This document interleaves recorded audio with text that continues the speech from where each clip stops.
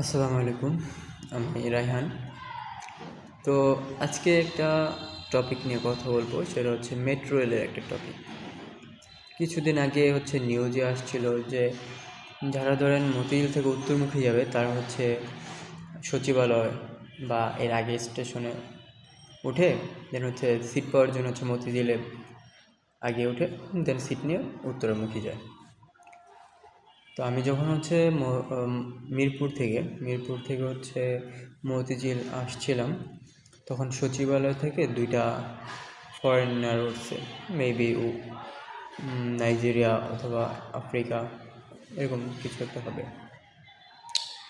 তো আমি ভাবলাম সচিবালয় থেকে মতিঝিল কারণ কি, এখানে তো রিক্সাতেও আসা যায়, মেট্রোতে ওঠার কারণ কি ফার্স্টে বুঝিনি।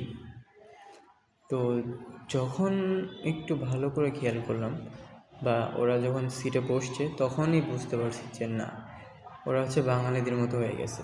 ওদের সবাই বাঙালিদের সব ঢুকে গেছে।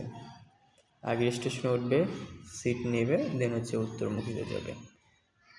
কেন বাঙালিরা, কেন তোরা ভাই আরেক দেশের মানুষরা এরকম বুদ্ধি ঢুকায় দেশ? একটু শুধরা ভাই, শুধরা।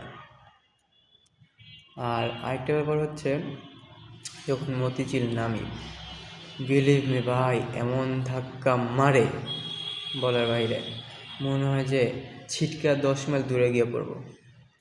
আর আরেকটা ব্যাপার আমরা যখন যে পিলো গেম অথবা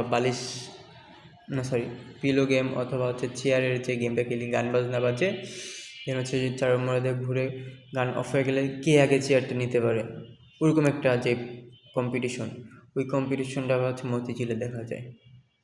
মানে এক একজনে এমন হামাগুড়ি দিয়ে পড়ে সিটের উপরে, বলার বাইরে। তো ভাই, এত সিটের আশা না কইরা একটু সুস্থ থাকার চেষ্টা করে, কোন দিন জানি মাথা ফাটা কেল্লা হতে।